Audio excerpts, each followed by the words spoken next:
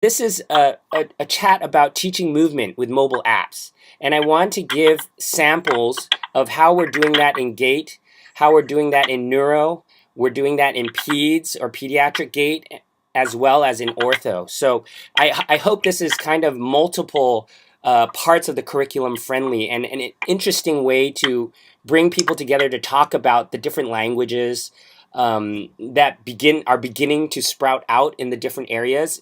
And I think there's value in trying to pull us closer together so that the way we teach movement can be more homogenous. If you think about in the ortho curriculum, nomenclature, how we name techniques, how we name movement problems is kind of all over the place.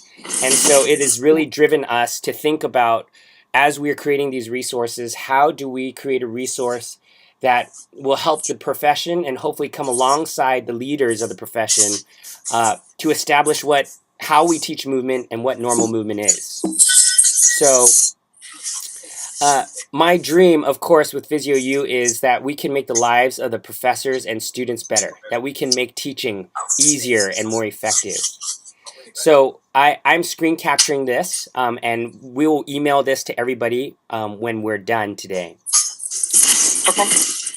Just as a introduction, James has been an associate professor of physical therapy for 26 years. So gait and biomechanics, range of motion manual muscle tests, this has all been in his specialty area. So thank you, James, for joining us this morning. And he's the past president of the California chapter, APTA 2011-2013. So he adjuncts for us at Azusa Pacific. We are working on a laws and regs app to try to make that a little more interactive for students. So that's one of the things that we're working on.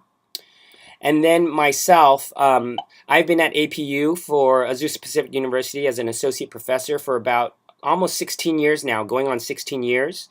I'm a teaching and learning fellow here, so I've had a chance to learn from a lot of really amazing teachers, and finish my residency and fellowship through Kaiser.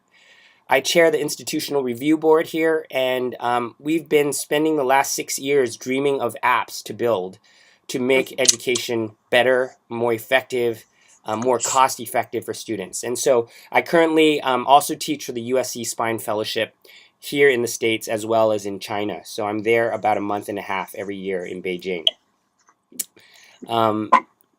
So as I want to re-engage the group briefly about some of the challenges that you have faced related to gait in and of itself, or any other form of movement analysis that you teach. And I was going to ask Christina, you mentioned that you teach some basic functional movements in the early part of the curriculum. Which are those functional movements? So some of the things they'll do are, sit to stand, rise from the floor. They'll do some basic exercise like push-ups and squats. Those are some of the ones that they do early on. Then, when we get later into pediatrics, we start looking at even variability with rolling and variability with, getting up from the floor, to again, just keep pushing. That's in the early part of the PEDS class, is really looking at normal movement before we start talking about pathology. Got it. But early on in the program, we really try and keep it simple. And so, again, the sit to stand, floor stand, squat. But how do you teach normal sit to stand, so to speak, or normal squat? Is it through? How do you do that? So we always use video. Okay. And pictures. So we're free. So the pictures are really nice because you can freeze frame it. Yeah. And kind of talk about alignment and posture with those activities, and the importance of looking at it from different planes. I think that's early on. That's really what we're talking about is, do you look from the front? Do you look from the back? Do you look from the side? It looks different in every single plane. And why is that? And fantastic. But videotaping is a really important piece because it's hard for them to do it live. it's near impossible for them to do it live. That's right. That's right. It really, complex movements need to be frozen at different moments for people to even begin to process what they're seeing. And then those eventually need to be slotted together into a slow motion video, which then can be eventually trained into a real-time motion video. I think that is exactly, totally makes sense. Anybody else teaching movement analysis or gait, some of the challenges or things that you've done to overcome those challenges? This is Paul Stoneman. I Hi, teach Paul. some of this as well. And just a note on the video. So some of the apps that are available now to use with iPad, I've started using the iPad more and more in classes, especially now getting the running analysis set up so you can use a treadmill with an iPad on a tripod, streaming to like through something like Apple TV, where Nice. and then recording so you can slow-mo it. That has been really popular, pretty effective. Fantastic. Anyone else?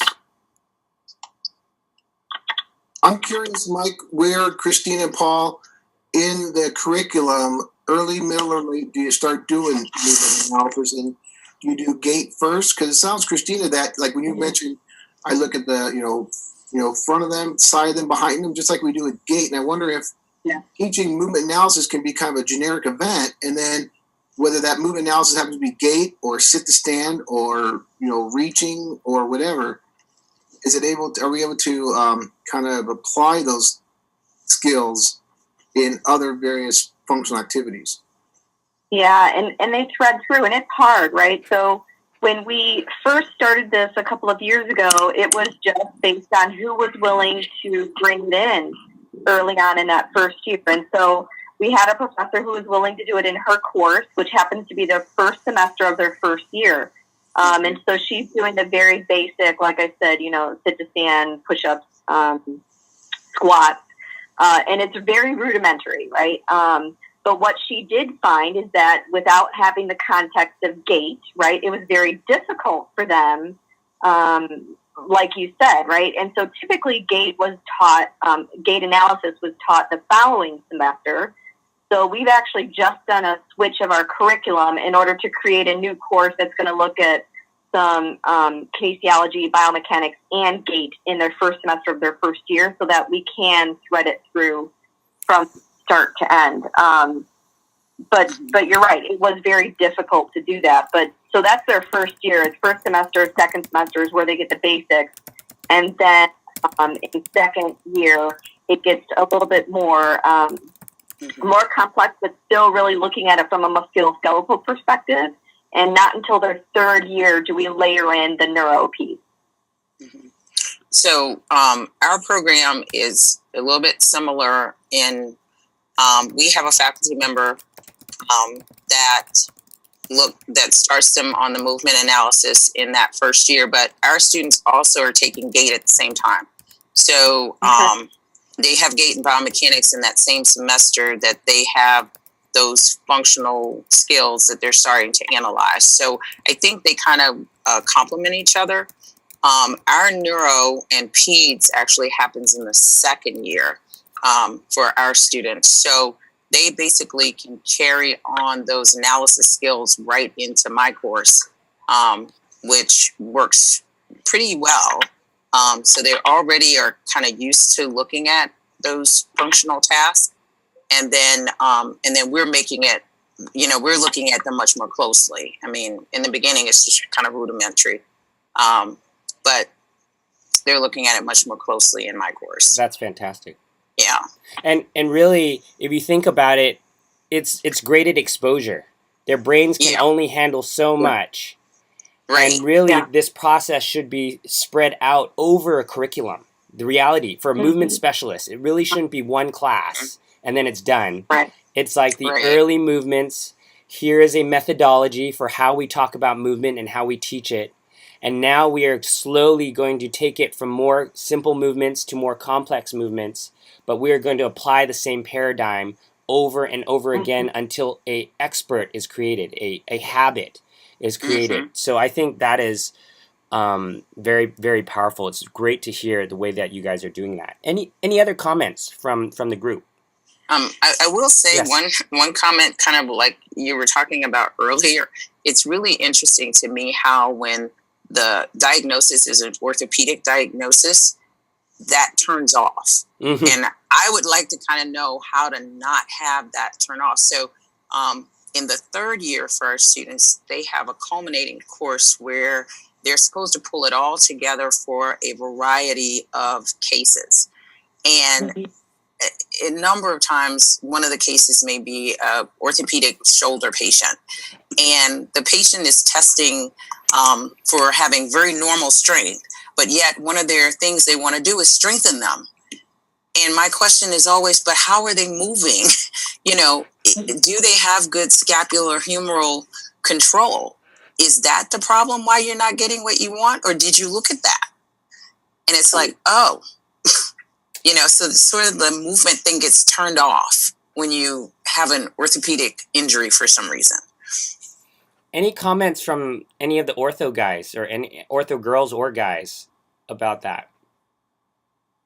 So this is Paul again. So what we've done when I've taught the shoulder in particular is as you just said, it's difficult because sometimes they've been taught in previous courses to look for that diagnosis and then treat a diagnosis, and the same problem of well, I'll strengthen it, and say, well, what's the point of strengthening? And they sometimes don't know. So getting to them the importance of matching their intervention to their movement analysis. So, and just really hammering in the concept of neuromuscular control as being a sort of separate concept from weakness, and identifying a problem with neuromuscular control and tailoring interventions to improve neuromuscular control to where they can get that concept of sort of neuromuscular control is almost a separate entity in terms of muscle performance or movement performance. And I would add in this idea that, in fact, it's somewhere in pathophys where something begins to happen in a wrong direction, so to speak, or it's a missed opportunity.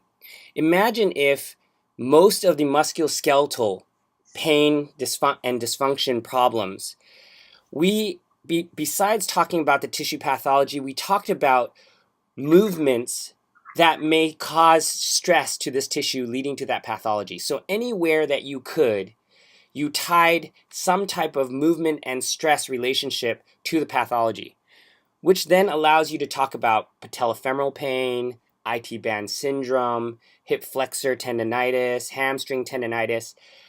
If that language and those concepts were intertwined together in the early phase, then it got much easier to revisit it in ortho. So that now when I talk about the knee joint and all of its structures and pathologies again in ortho, everything's tied back to excessive pronation and how it can affect the chain. Decreased hip frontal plane stability and how it can affect it can cause certain movements that we talked about this. Now it becomes even more clear because now we're searching for the impairments that actually drive these conditions, drive these movements, in fact. So I think what we're trying to do in pathophys now is intertwine the movement as a driver, not just talk about pathology as pathology only. Because then the intervention and examination is nicely tied to an observation of common movement faults and impairments that are nicely tied to these common movement faults. So I think there's something foundationally early on that we can actually tie closer together, because then it becomes a much easier thread to pick up again as we move through the different courses. So these are all fantastic thoughts, please feel free to jump in anytime. I'm gonna